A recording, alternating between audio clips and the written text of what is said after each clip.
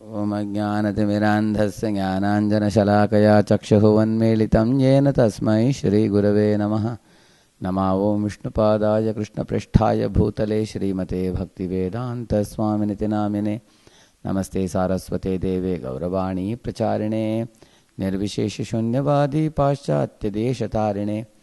वाञ्छाकल्पतरुभ्यश्च कृपासिन्धुभ्य एव च पतितानां पावनेभ्यो वैष्णवेभ्यो नमो नमः। जय श्री कृष्ण चैतन्य प्रभु नित्यानंद श्री अद्वैत गदाधर श्रीवासादि गौर भक्त वृंद। हरे कृष्ण कृष्ण कृष्ण हरे हरे, हरे Ram Ram Ram Hare Hare. Hare Krishna.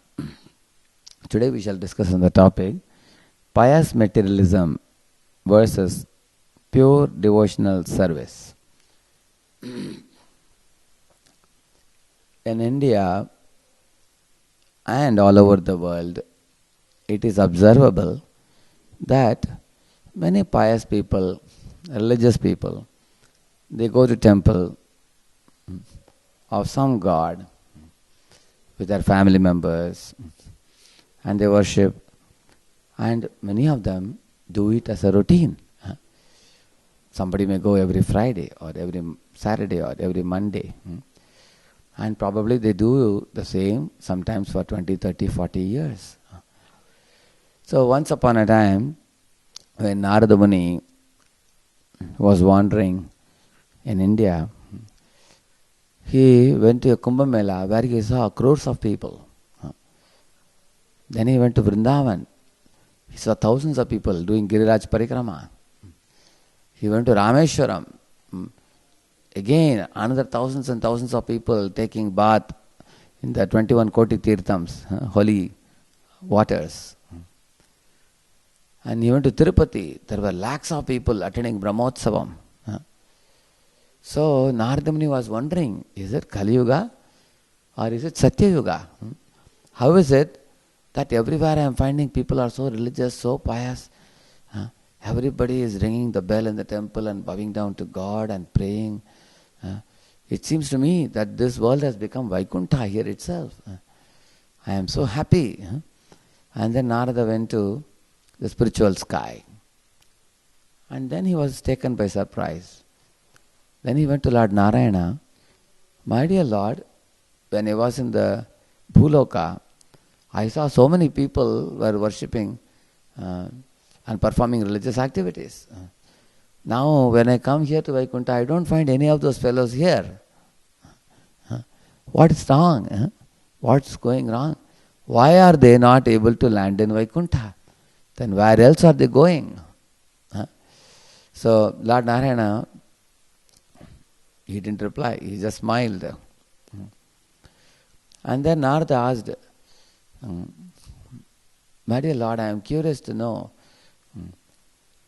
when I come next time, can I bring a few people with me? Because I found them so religious. And Narayana said, why only few? You can bring as many as you wish. They really don't intend to come here to spiritual world. Although they seem to be very pious and religious. And Narada was taken by surprise. Why is it so? If they are so religious, then why don't they want to come here? My dear Lord, let me find out myself. So then he came to Bhuloka again. He went to different places like Kumbh Mela place in Rameshwaram.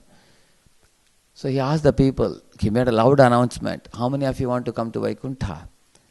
People heard him announce and they turned their face away and they proceeded in their own way. And he could not understand why is it so. And then there was one gentleman who heard Narada Muni announcing for a long time. He said, when are you going? Narada Muni said, right now. The man said, I need some time to pack up my luggage and everything from home. Can I bring my wife, children, everybody? He said, no. And you don't need to pack any luggage. All facilities are available in spiritual sky. You just come with me, Narada Muni said. Oh, really? That's it? I can come with you, but when are we returning back? So Narada smiled and said, Yadgatva na nivartante taddhama paramam mama. My dear friend, I am not talking about going to heaven or going to hell.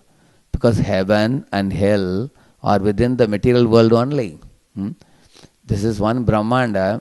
You go to heaven when you do punya, then you come back to earth. You do pap, sinful activities, you go to hell. And again you come back to earth. But when you go to Vaikuntha, Vaikuntha is beyond all the Brahmandas. In the material realm, there are hundreds and thousands of Brahmandas. So we call Lord Narayana as Ananta Koti Brahmanda Nayak. But all these Brahmandas are like a mustard seeds kept inside a sack. But outside the sack is Vaikuntha, which is spiritual sky, beyond heaven and hell. Once you go there, it is your eternal home. You never come back to this world. Narada said.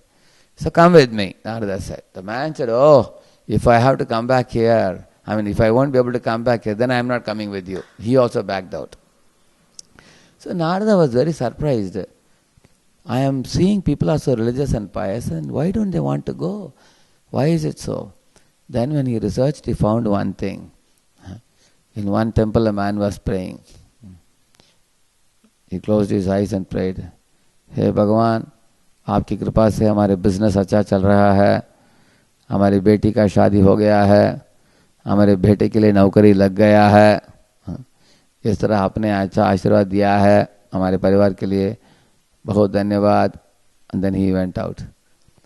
Oh, Narada Muni thought, this fellow is telling about his business, his son and daughter, and he doesn't know anything, even ABC about God whom he is praying to. Oh, now I understand. He is simply I-centered. I, me, mine. So he has a bubble of I, me, mine around himself.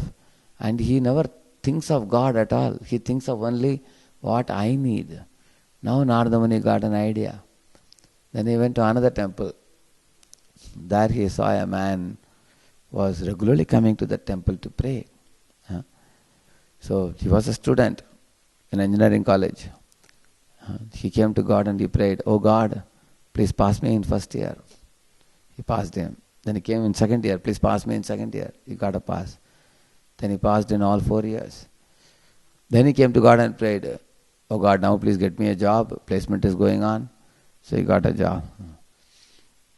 Then after getting job, again he came to God after a couple of years. Oh God, now please give me promotion. You got a promotion also. Now he said, God, I am now 28 years, I am not getting married. Please get me married. So he got married also. After 3-4 years of marriage he came, oh God, I am married but I don't have any children. Please bless me that I will have a son. So God said, Tadastu. So he went back.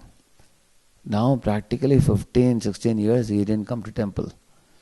And Narada Muni thought, what happened to this fellow? And one day again he came to temple. And God watched him and asked, hey, what happened to you? You have come after a long time now. Where were you all the while? Yeah, I'm thoda busy there. I was going here and there. Now I have come for a very important thing, he said. What is that? He said, oh God, please give engineering seat to my son also.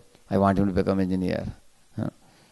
Then after a couple of years he came, oh God, please pass him in first year. Next year, pass him in second year. Then later, pass him in final year. Then again he came one next year, please give him a job. Then after that he said, please get him married. So Narada Muni laughed to himself. Look at these people. They just come to temple to either fill up their hungry belly or to demand God for their material necessities.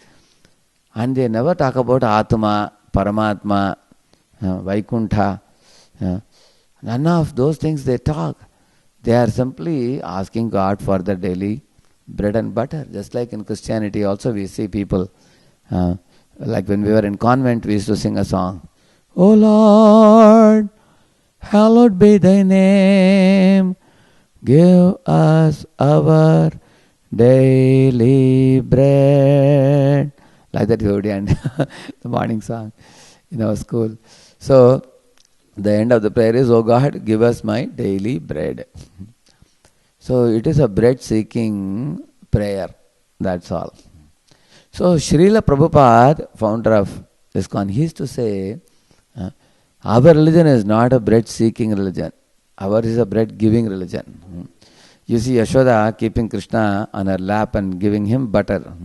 So we give God butter. We don't ask him for anything, he said. Why? Because without our asking, God provides everything. He provides rains, He provides fruits, He provides grains, He provides sunlight and moonlight and wind and whatnot. Any mother, father begetting a child will take care of the child even without the child asking. Imagine if the child is asking the mother to give a written bond that for the next 6 months or 1 year or 2 years she will supply breast milk to the child. What a ridiculous idea would it be. Similarly, God has brought us to this world, so it is His job to give us food, clothing, shelter, and He provides it also naturally. We don't even have to ask about it. Without our asking, He provides it. Then you may say, then should we go to temple of God or not? Yes, we have to go. But what should we ask? That we should know. What we should ask? That's very important. So when we go to God, we should know to ask for the right thing. In that connection, I'll tell you a story. Once upon a time, a king was passing through a jungle pathway in his golden chariot. And as he was passing by, suddenly the king remembered, today is my birthday, and I would like to celebrate it today. Then he was looking for somebody. Is there any passerby? I would like to offer some charity, gifts on my birthday. Because in Vedic times, when you have your birthday, people would like to give gifts. Like Krishna, Balaram, on their birthday, they are giving cows to Brahmanas. They are feeding the poor people by giving them prasad. In Vrindavan, you will see. So on birthday, people generally give some gifts to others. In the modern times, people only receive gifts on birthdays. So the king wanted to give away some gift. So as he was passing by, he saw a passerby in the jungle, and he stopped his chariot and said, "Oh gentleman, you want any gifts from me, any charity? Today is my birthday. I am the king of the whole country. I am in a happy mood now. I would like to give you something. Do you want something?" And the man was taken by surprise. How did this good fortune come in my life? Suddenly the king of the country is right here in front of me and is asking me whether I want anything. So the man looked at the king up and down. The king was wearing a golden coat, and he had big gold buttons, spherical buttons. So the man looked at the buttons and said, "My dear king, if only I could get one of those buttons which you are wearing, because they are solid gold button, not just gold plating button. If you can get just one of those buttons, my whole life I can eat and sleep nicely." The king laughed and said, "What a great deal." Like that he plucked out and gave one button to him. "Take it." The man took it. And king asked, "Anything else you wish to have?" The man said, "Nothing else. Thank you, my dear king." And the king proceeded ahead. Again he found another passerby. He stopped his chariot and asked him, "Would you like to have something from me? I am king of the country." The man looked at the king in great surprise. And the man smiled and said, "My dear king, I came to meet you in your palace, but the Dwarapalakas didn't let me come in. I had once come a few years ago. Now it's my good fortune that I could see you face to face. I am very happy." The king said, "That's all right, but tell me, what do you want to have? I would like to give you something." The man said, "My dear king, I just came to you to thank you for being such an ideal Raja Rishi king." Because Raja Rishi means a king who is always guided by great souls, devotees of God. And you are leading the whole world so beautifully. The whole country, all people are so happy. You are taking care of your citizens just like mother and father take care of the children. I just came to thank you, that's all. And I don't want anything," he said. King said, "No, today is my birthday, I want to give you something. Ask me for something." Then the man thought for a minute and said, "I only wish to have someone like you who can be a good friend of mine. What more can one ask of a king like you? I just wish to be to your friend, that's all." When the man heard it, when the king heard it, he became thoughtful. If he has to be my friend, what am I supposed to do? Then he picked up the man and put him on his chariot and took him to the court. There, he made him sit in an elevated seat. He gave him very costly dresses to wear. He called him during morning and lunch and dinner to eat with him, dine with him. In the evening when king would go for play, he would take this fellow with him to play. So they would play together, eat together, joke together, enjoy together like this as wonderful friends. And the king said, I also always longed to have a genuine friend like you. Now I am so happy to have you with me. So this man became one of the ministers of the king and he lived a very happy life with him. Now, my dear friends, all of you think for a minute. This friend of the king, he didn't ask for clothes, he didn't ask for golden button, he didn't ask for a house, he didn't ask for food. He got all these things without even asking, automatically, simply by becoming friend of the king. This is called the philosophy of Bhagavatam. The Bhagavat philosophy says, Srimad Bhagavatam, Bhagavad Gita is by Krishna. Srimad Bhagavatam is about Krishna. Bhagavatam says that one should go in front of the Lord and pray to Him. Oh my dear Lord, let me simply love you and serve you. See how Yashoda is serving you, how the cowherd boys are serving you, how even the cows and calves and Vrindavan are serving you. Let me just serve you. I simply want to love you and serve you. If you pray like this, then you also are like the friend of the king who was just roaming in the jungle and then he got to become the friend of the king. You will have the good fortune also in your life. So you all already heard before about ascending from fear, desire, duty, love, isn't it?